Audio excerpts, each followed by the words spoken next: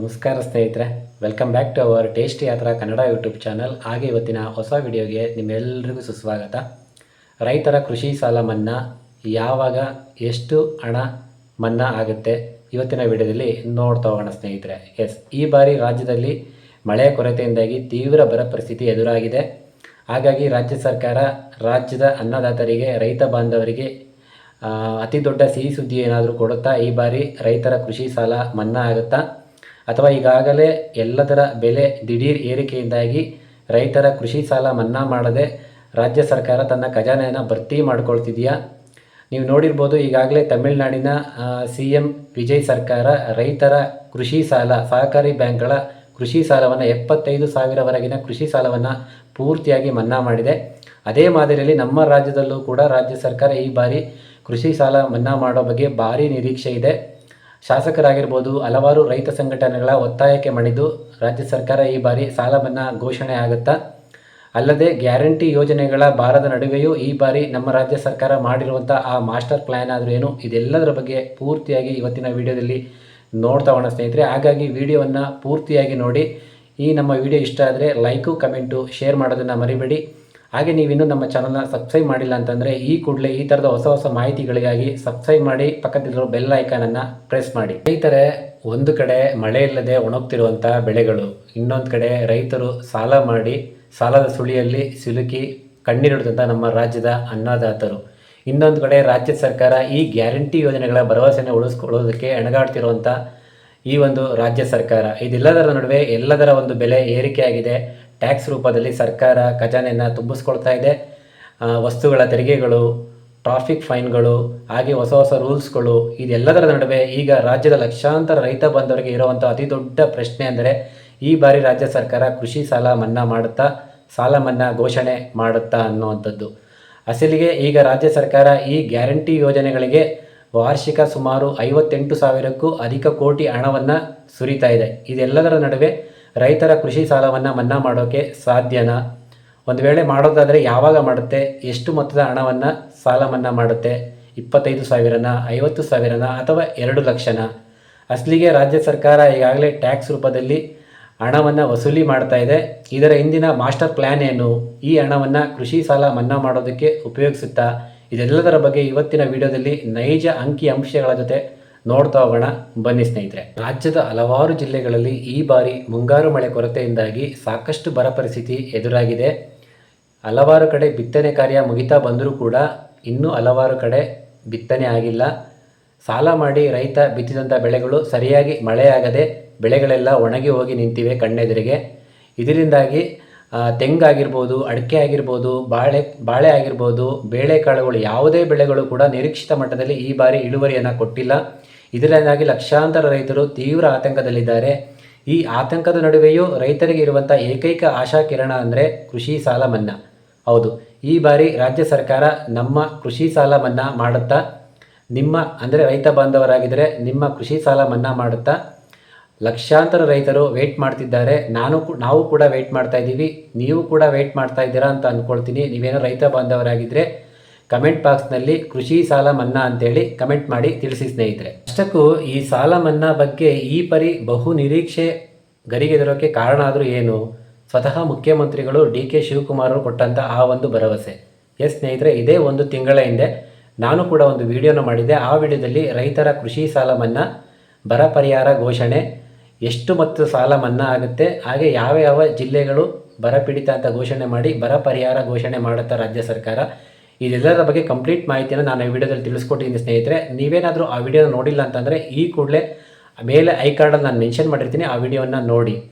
ರಾಜ್ಯದಲ್ಲಿ ಬರ ಪ್ರವಾಸ ಕೈಗೊಂಡಂಥ ಸಮಯದಲ್ಲಿ, ಕಲಬುರಗಿ ಭೇಟಿ ಕೊಟ್ಟಂಥ ಸಮಯದಲ್ಲಿ ಹಲವಾರು ರೈತ ಸಂಘಟನೆಗಳು ಅವರ ಒತ್ತಾಯಕ್ಕೆ ಮಣಿದ್ದು DK ಶಿವಕುಮಾರ್ ಅವರು ರೈತರ ಕೃಷಿ ಸಾಲ ಮನ್ನಾ ಮಾಡೋ ಬಗ್ಗೆ, ಅದ್ರ ಬಗ್ಗೆ ಪರಿಶೀಲನೆ ಮಾಡೋದಾಗಿ ಖುದ್ದು ಅವರೇ ಹೇಳಿದರು. ರಾಜ್ಯದಲ್ಲಿ ಬರ ಪರಿಸ್ಥಿತಿ ನಿರ್ಮಾಣ ಆಗಿರೋದು ಸರ್ಕಾರದ ಗಮನಕ್ಕೆ ಬಂದಿದೆ. ಹಾಗಾಗಿ ಈಗಿನ ವಾಸ್ತವವನ್ನು ಅರಿತು ರೈತರ ಯಾವ ಕೃಷಿ ಸಾಲವನ್ನು ಮನ್ನಾ ಮಾಡಬೇಕು, ಹೇಗೆ ಮಾಡಬೇಕು, ಎಷ್ಟು ಮೊತ್ತದ ಪ್ರಮಾಣವನ್ನು ಮನ್ನಾ ಮಾಡಬೇಕು, ಇದೆಲ್ಲದರ ಬಗ್ಗೆ ಚೆಕ್ ಮಾಡಿ ತಿಳಿಸ್ತೀವಿ ಅಂತೇಳಿ ಆ ಒಂದು ಭರವಸೆಯನ್ನು ಕೊಟ್ಟಿದ್ದರು. ಅದೇ ಇವಾಗ ಆ ಒಂದು ಸಾಲ ಮನ್ನಾ ಕೂಗು ಮತ್ತಷ್ಟು ಜೋರಾಗಿದೆ. ಕರ್ನಾಟಕದಲ್ಲಿ, ವಿಶೇಷವಾಗಿ ಕಲ್ಯಾಣ ಕರ್ನಾಟಕ ಭಾಗದಲ್ಲಿ ಸಾಕಷ್ಟು ಮುಂಗಾರಿನ ಕೊರತೆಯಿಂದಾಗಿ ತೀವ್ರ ಬರ ಪರಿಸ್ಥಿತಿ ನಿರ್ಮಾಣ ಆಗಿದೆ. ಹಾಗಾಗಿ ಕೇಂದ್ರ ಮತ್ತು ರಾಜ್ಯ ಸರ್ಕಾರಗಳು ಒಟ್ಟಾಗಿ ಈ ರೈತರ ಕೃಷಿ ಸಾಲವನ್ನು ಸಂಪೂರ್ಣವಾಗಿ ಮನ್ನಾ ಮಾಡಬೇಕೆಂದು ಹಲವಾರು ಶಾಸಕರಾಗಿರ್ಬೋದು, ವಿರೋಧ ಪಕ್ಷದ ನಾಯಕರಾಗಿರ್ಬೋದು ಸರ್ಕಾರಕ್ಕೆ ಒತ್ತಾಯವನ್ನು ಏರ್ತಿದ್ದಾರೆ. ಅಷ್ಟೇ ಅಲ್ಲದೆ ಬರಪೀಡಿತ ಪ್ರದೇಶಗಳಿಗೆ ಬರ ಪರಿಹಾರ ಅಂತೇಳಿ 50,000 ರೂಗಳ ಬರ ಪರಿಹಾರವನ್ನು ಕೊಡಬೇಕೆಂದು ಹಲವಾರು ರೈತ ಸಂಘಟನೆಗಳು ಈಗಾಗಲೇ ಸರ್ಕಾರಕ್ಕೆ ಒಂದು ಎಚ್ಚರಿಕೆಯನ್ನು ಕೊಟ್ಟಿದ್ದಾರೆ. ಅಲ್ಲದೆ ಪಕ್ಕದ ರಾಜ್ಯವಾದ ತಮಿಳುನಾಡಿನಲ್ಲಿ ಮುಖ್ಯಮಂತ್ರಿ ಸಿ ಜೋಸೆಫ್ ವಿಜಯ್ ಅವರು ಈಗಾಗಲೇ ಆ ರಾಜ್ಯದ ರೈತರ ಎಲ್ಲ ಕೃಷಿ ಸಾಲವನ್ನು 75,000ವರೆಗಿನ ಸಹಕಾರಿ ಬ್ಯಾಂಕ್ಗಳ ಕೃಷಿ ಸಾಲವನ್ನು ಮನ್ನಾ ಮಾಡೋದಾಗಿ ಘೋಷಣೆ ಮಾಡಿದ್ದಾರೆ. ಅದೇ ಮಾದರಿಯಲ್ಲಿ ನಮ್ಮ ರಾಜ್ಯದಲ್ಲೂ ಕೂಡ ರಾಜ್ಯದ ಎಲ್ಲ ರೈತರ ಕೃಷಿ ಸಾಲವನ್ನು ಮನ್ನಾ ಮಾಡಬೇಕು ಅನ್ನೋ ಒಂದು ಒತ್ತಾಯ ಜೋರಾಗಿದೆ. ಈಗ ಅಸಲಿ ಪ್ರಶ್ನೆ ಇರೋದೇ ಇಲ್ಲಿ. ಈ ಬಾರಿ ನಮ್ಮ ರಾಜ್ಯ ಸರ್ಕಾರ ರೈತರ ಕೃಷಿ ಸಾಲವನ್ನು ಮನ್ನಾ ಮಾಡೋದಾದರೆ ಯಾವಾಗ ಮಾಡುತ್ತೆ, ಎಷ್ಟು ಮಾಡುತ್ತೆ? ಈಗಾಗಲೇ ರಾಜ್ಯ ಸರ್ಕಾರಕ್ಕೆ 2 ದೊಡ್ಡ ಸವಾಲುಗಳಿದೆ. ಮೊದಲನೇದು, ಜನರುಗಳಿಗೆ ಭರವಸೆ ಕೊಟ್ಟಂಥ ಈ ಗ್ಯಾರಂಟಿ ಯೋಜನೆಗಳನ್ನ ಉಳಿಸ್ಕೊಂಡು ಹೋಗುವಂಥದ್ದು. ಎರಡನೇದಾಗಿ ಖಾಲಿಯಾಗಿರೋ ಖಜಾನೆಯನ್ನು ಭರ್ತಿ ಮಾಡ್ಕೊಳ್ಳುವಂಥದ್ದು. ಈ ಗ್ಯಾರಂಟಿ ಯೋಜನೆಗಳಿಗೆ ಸಂಬಂಧಪಟ್ಟಂತೆ ಈಗಾಗಲೇ ರಾಜ್ಯ ಸರ್ಕಾರ ಪರಿಷ್ಕರಣೆ ಅನ್ನೋ ಕೆಲಸಕ್ಕೆ ಕೈ ಹಾಕಿದೆ. ಆಲ್ರೆಡಿ ಈ ಒಂದು ಪ್ರಕ್ರಿಯೆ ರಾಜ್ಯದಲ್ಲಿ ನಡೀತಾ ಇದೆ. ಇನ್ನು ಖಾಲಿಯಾಗಿರೋಂಥ ಖಜಾನೆಯನ್ನು ತುಂಬಿಸ್ಕೊಳ್ಳೋಕ್ಕೆ, ಆರ್ಥಿಕವಾಗಿ ಸಬಲರಾಗೋದಕ್ಕೆ ಈಗಾಗಲೇ ಎಲ್ಲದರ ಮೇಲೆ ತೆರಿಗೆ ಹಣವನ್ನು ಹೆಚ್ಚಾಗಿ ಆಗ್ತಾ ಇದೆ, ಬರೆ ಎಳೆದಂತಾಗಿದೆ. ನೀವು ಗಮನಿಸಿರ್ಬೋದು, ವಾಹನ ಸವಾರರಿಗೆ ಒಂದು ದೊಡ್ಡ ಬಿಗ್ ಶಾಕನ್ನೇ ಕೊಟ್ಟಿದೆ. ಟ್ರಾಫಿಕ್ ಫೈನ್ಗಳಾಗಿರ್ಬೋದು, ರೂಲ್ಸ್ ಆ್ಯಂಡ್ ರೆಗ್ಯುಲೇಷನ್ಸ್ಗಳಾಗಿರ್ಬೋದು, ಹೊಗೆ ತಪಾಸಣಾ ಶುಲ್ಕ ಆಗಿರ್ಬೋದು, ಇದೆಲ್ಲದರ ಒಂದು ಬೆಲೆಯನ್ನು ಜಾಸ್ತಿ ಮಾಡಿದೆ. ವಸ್ತುಗಳ ತೆರಿಗೆಗಳಾಗಿರ್ಬೋದು, ಹಾಗೆ ಸೈಟ್ ಅಥವಾ ಮನೆ ನೋಂದಣಿ ರಿಜಿಸ್ಟ್ರೇಷನ್ ಶುಲ್ಕ ಅದನ್ನು ಕೂಡ ಜಾಸ್ತಿ ಮಾಡಿದ್ದಾರೆ. ಇದೇ ಆಗಸ್ಟ್ 15, 2026ರಿಂದ ವಾಹನ ಸವಾರರಿಗೆ ಬಿಗ್ ಶಾಕ್ ಅಂತ ಹೇಳ್ಬೋದು. ಈ ಒಂದು ಹೊಗೆ ತಪಾಸಣಾ ಶುಲ್ಕ, ಎಕ್ಸಾಂಪಲ್ 2 ವೀಲರ್ಗಳಿಗೆ 60ರಿಂದ 80 ರೂಪಾಯಿ ರೈಸ್ ಮಾಡಿದ್ದಾರೆ. ಅದೇ ರೀತಿಯಾಗಿ ಆಟೋ ರಿಕ್ಷಾಗಳಿಗೆ 75ರಿಂದ 80 ರೂಪಾಯಿ ರೈಸ್ ಮಾಡಿದ್ದಾರೆ. ಅದು ಸಾಲದು ಅಂತೇಳಿ ಈ CNG ಪೆಟ್ರೋಲ್ ಕಾರ್ಗಳಿಗೆ 115ರಿಂದ 150 ರೂಪಾಯಿಗೆ ಏರಿಕೆ ಮಾಡಿದ್ದಾರೆ. ಹಾಗೆ ಡೀಸೆಲ್ ವಾಹನಗಳಿಗೆ 160ರಿಂದ 200 ರೂಪಾಯಿ ಈ ಮಟ್ಟದಲ್ಲಿ ಭಾರಿ ಏರಿಕೆಯನ್ನು ಮಾಡಿದೆ. ಅಷ್ಟೇ ಅಲ್ಲ, ಬೆಂಗಳೂರಿನಲ್ಲಿ ಖಾಲಿ ಸೈಟ್ ಇರೋರಿಗೆ BBMP ಒಂದು ದೊಡ್ಡ ಬಿಗ್ ಶಾಕನ್ನು ಕೊಟ್ಟಿದೆ. ನಿಮಗೆಲ್ಲ ಗೊತ್ತಿರ್ಬೋದು, ರೀಸೆಂಟಾಗಿ DK ಶಿವಕುಮಾರ್ ಮುಖ್ಯಮಂತ್ರಿಗಳು ಹಾಗೆ ನಮ್ಮ ನಗರಾಭಿವೃದ್ಧಿ ಸಚಿವ ಕೃಷ್ಣ ಬೈರೇಗೌಡರು ಒಂದು ಹೊಸ ರೂಲ್ಸನ್ನು ಮಾಡಿದ್ರು. ಏನಪ್ಪ ಅಂತಂದರೆ, ಈ ಖಾಲಿ ಸೈಟ್ ಇರೋರು ಅವರ ಸೈಟ್ನಲ್ಲಿ ಈ ಗಿಡ ಗಂಟಿ ಕಸ ಕಡ್ಡಿ ಎಲ್ಲ ಬೆಳ್ಕೊಂಡಿರುತ್ತಲ್ಲ, ಇದನ್ನೆಲ್ಲ ಸ್ವತಃ ಅವರೇ ಕ್ಲೀನ್ ಮಾಡಿಕೊಂಡು ಸುತ್ತ ಕಾಂಪೌಂಡ್ ಹಾಕ್ಕೊಳ್ಬೇಕು. ಒಂದು ವೇಳೆ ಈ ಒಂದು ಕಾರ್ಯವನ್ನು ನೀವು ಮಾಡಿಲ್ಲ ಅಂತಂದರೆ ಮೊದಲನೇ ಬಾರಿಗೆ ಸರ್ಕಾರದಿಂದ 25,000 ರೂಪಾಯಿ ದಂಡ ಬೀಳುತ್ತೆ. ಮತ್ತೆ ಇದು ರಿಪೀಟ್ ಆದರೆ ಎರಡನೇ ಬಾರಿಗೆ ಬರೋಬ್ಬರಿ 1 ಲಕ್ಷ ರೂಪಾಯಿಗೆ ದಂಡ ಬೀಳುವಂಥ ಚಾನ್ಸಸ್ ಇರುತ್ತೆ. ಒಂದು ವೇಳೆ ಪಾಲಿಕೆಯವರೇ ಬಂದು ಕ್ಲೀನನ್ನು ಮಾಡಿದರೆ ನಿಮ್ಮ ಸೈಟನ್ನು, ಅಂದರೆ ಎಕ್ಸಾಂಪಲ್ 30-40 ಸೈಟ್ ಅಂದ್ಕೊಳ್ಳಿ, ಅದನ್ನು ಪಾಲಿಕೆಯವರೇ ಕ್ಲೀನ್ ಮಾಡಿದ್ರೆ ಅದಕ್ಕೆ ಬಿಲ್ ರೂಪದಲ್ಲಿ 51,800 ರೂಪಾಯಿ ಬಿಲ್ಲನ್ನು ಹಾಕಿ ನಿಮ್ಮ ಆಸ್ತಿ ತೆರಿಗೆಯಲ್ಲಿ ಹಣದಲ್ಲಿ ನಿರ್ದಾಕ್ಷಿಣ್ಯವಾಗಿ ವಸೂಲಿ ಮಾಡ್ತಾರೆ, ಟ್ಯಾಕ್ಸಲ್ಲಿ ವಸೂಲಿ ಮಾಡ್ತಾರೆ. ಇಷ್ಟಕ್ಕೆ ಕತೆ ಮುಗ್ದಿಲ್ಲ ಸ್ನೇಹಿತರೆ. ಇದರ ಜೊತೆಗೆ ಪೆಟ್ರೋಲ್ ಡೀಸೆಲ್ ಬೆಲೆ ಕೂಡ ಏರಿಕೆ ಆಗ್ತಾ ಇದೆ. ಹಾಗೆ ಸರ್ಕಾರದ 4 ನಿಗಮಗಳು ಪ್ರತಿ ವರ್ಷ 8ರಿಂದ 10,000 ಕೋಟಿ ರೂಪಾಯಿ ನಷ್ಟವನ್ನು ಅನುಭವಿಸ್ತಾ ಇದೆ. ಸಾರಿಗೆ ವ್ಯವಸ್ಥೆ 4 ಸಾರಿಗೆ ನಿಗಮಗಳಿಂದ ಇಷ್ಟು ಹಣವನ್ನು ನಷ್ಟವನ್ನು ಅನುಭವಿಸ್ತಾ ಇದೆ. ಇದರಿಂದಾಗಿ ಮುಂದಿನ ದಿನಗಳಲ್ಲಿ ಪ್ರಯಾಣ ದರವನ್ನು ಹೆಚ್ಚುವಂಥ ಒಂದು ಮುನ್ಸೂಚನೆ ಕೂಡ ಇವಾಗ ಸಿಕ್ಕಿದೆ. ಇದ್ರ ಬಗ್ಗೆ ಸ್ವತಃ ಸಾರಿಗೆ ಸಚಿವರಾದಂಥ ಬೈರತಿ ಸುರೇಶ್ ಅವರೇ ಒಂದು ಸೂಚನೆಯನ್ನು ಕೊಟ್ಟಿದ್ದಾರೆ. ಈ ಒಂದು ಬಸ್ ಪ್ರಯಾಣ ದರ ಏರಿಕೆ ಬಗ್ಗೆ CM DK ಶಿವಕುಮಾರ್ ಜೊತೆ ಚರ್ಚಿಸಿ ಕ್ಯಾಬಿನೆಟ್ನಲ್ಲಿ ಚರ್ಚೆ ಮಾಡಿ ಅಂತಿಮ ನಿರ್ಧಾರವನ್ನು ಕೈಗೊಳ್ತೀವಿ ಅಂತ ಸಾರಿಗೆ ಸಚಿವರು ಹೇಳಿದ್ದಾರೆ.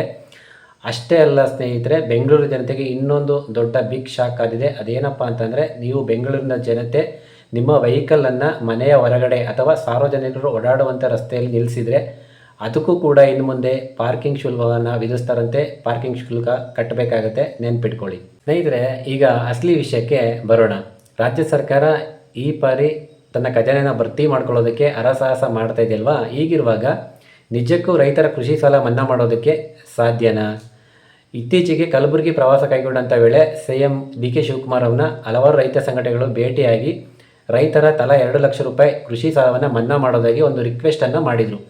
ಒಂದು ವೇಳೆ ರಾಜ್ಯ ಸರ್ಕಾರ ರೈತರ 2 ಲಕ್ಷ ರೂಪಾಯಿ ಕೃಷಿ ಸಾಲ ಮನ್ನಾ ಮಾಡೋದಾದರೆ ರಾಜ್ಯದ ಬೊಕ್ಕಸಕ್ಕೆ ಆರ್ಥಿಕ ಸಂಕಷ್ಟ ಬೀಳೋದಂತೂ ಗ್ಯಾರಂಟಿ. ಸಾವಿರಾರು ಕೋಟಿ ರೂಗಳ ಆರ್ಥಿಕ ಸಂಕಷ್ಟ, ಆರ್ಥಿಕ ಹೊರೆ ಬೀಳುತ್ತೆ, ಇದು ಗ್ಯಾರಂಟಿ.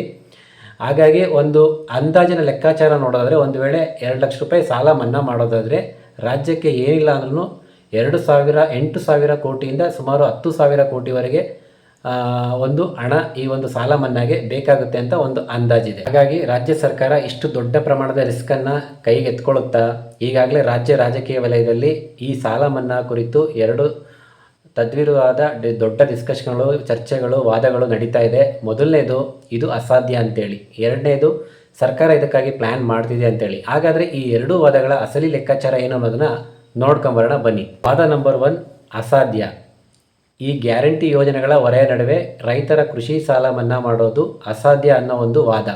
ಅಂದರೆ ರಾಜ್ಯ ಸರ್ಕಾರದ ಪಂಚ ಗ್ಯಾರಂಟಿಗಳಾದ ಗೃಹಲಕ್ಷ್ಮಿ, ಗೃಹಜ್ಯೋತಿ, ಶಕ್ತಿ ಯೋಜನೆ, ಯುವ ನಿಧಿ, ಅನ್ನಭಾಗ್ಯ ಈ ಥರದ 5 ಯೋಜನೆಗಳಿಗೆ ಸರ್ಕಾರದಿಂದ ಪ್ರತಿ ವರ್ಷ ಬರೋಬ್ಬರಿ 58,000 ಕೋಟಿಗೂ ಅಧಿಕ ಹಣವನ್ನು ಮೀಸಲಿಡಲಾಗ್ತಾ ಇದೆ.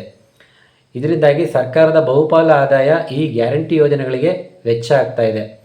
ಇಂಥ ದೊಡ್ಡ ಆರ್ಥಿಕ ಬಿಗಿ ಪರಿಸ್ಥಿತಿಯ ನಡುವೆ ಸರ್ಕಾರದಲ್ಲಿ ಮೂಲಸೌಕರ್ಯ ಕಾಮಗಾರಿಗಳಿಗೆ, ಅಭಿವೃದ್ಧಿ ಕಾಮಗಾರಿಗಳಿಗೆ ಕುಂಠಿತ ಆಗ್ತಾ ಇದೆ, ಸಂಕಷ್ಟ ಆಗ್ತಾ ಇದೆ. ಇಂಥ ಬಿಗಿ ಪರಿಸ್ಥಿತಿಯ ನಡುವೆ ರೈತರ ಕೃಷಿ ಸಾಲ ಮನ್ನಾ ಮಾಡೋದಾದರೆ ಸುಮಾರು 13,000 ಕೋಟಿಯಿಂದ 20,000 ಕೋಟಿ ರೂವರೆಗೆ ಹಣವನ್ನು ಖರ್ಚು ಮಾಡಬೇಕಾಗುತ್ತೆ.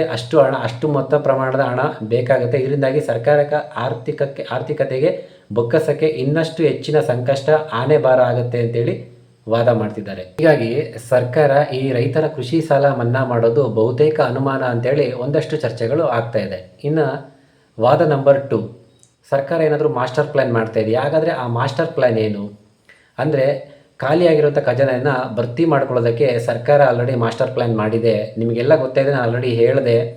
ವಾಹನ ಸವಾರರ ಮೇಲೆ ಸೈಟ್ ಮತ್ತು ಮನೆ ರಿಜಿಸ್ಟ್ರೇಷನ್ ಫೀಸ್ ಆಗಿರ್ಬೋದು, ಆಮೇಲೆ ಪಾರ್ಕಿಂಗ್ ಫೀಸ್ ಆಗಿರ್ಬೋದು, ಆಮೇಲೆ ಟ್ರಾಫಿಕ್ ಫೈನ್ಸ್ ಆಗಿರ್ಬೋದು, ಮತ್ತು ಸ್ಟ್ಯಾಂಪ್ ಡ್ಯೂಟಿ ಆಗಿರ್ಬೋದು, ಹೀಗೆ ಎಲ್ಲದರ ಮೇಲೆ, ಅನೇಕ ವಸ್ತುಗಳ ಮೇಲೆ ಟ್ಯಾಕ್ಸನ್ನು ವಿಧಿಸಿ ಬಹುಪಾಲು ಹಣವನ್ನು ಸಂಗ್ರಹಣೆ ಮಾಡ್ತಾ ಇದೆಯಲ್ಲ.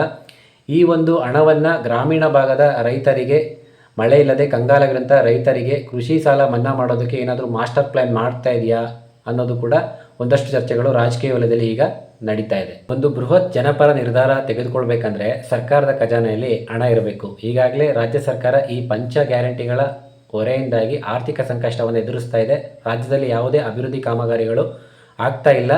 ಇನ್ನೊಂದೆಡೆ ಒಂದು ಮಾಸ್ಟರ್ ಪ್ಲ್ಯಾನನ್ನು ಮಾಡಿ ಖಜಾನೆಯನ್ನು ತುಂಬಿಸ್ಕೊಳ್ಳೋದಕ್ಕೆ ತೆರಿಗೆ ರೂಪದಲ್ಲಿ ಹೆಚ್ಚುವರಿ ಹಣವನ್ನು ಸಂಗ್ರಹಣೆ ಮಾಡ್ತಾ ಇದೆ.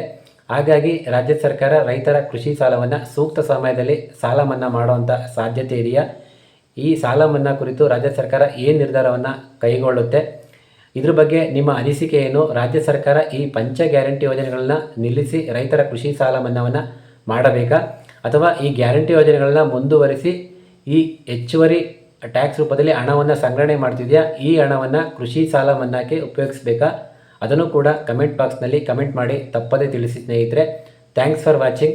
ಮತ್ತೆ ನೆಕ್ಸ್ಟ್ ವಿಡಿಯೋದಲ್ಲಿ ಮತ್ತಷ್ಟು ಹೊಸ ಮಾಹಿತಿಗಳೊಂದಿಗೆ ನಾನು ನಿಮ್ಮ ಮುಂದೆ ಹಾಜರಿರ್ತೀನಿ. ಅಲ್ಲಿ ತನಕ ಎಲ್ರಿಗೂ ಟಾಟಾ, ಬಾಯ್ ಬಾಯ್, ಟೇಕ್ ಕೇರ್.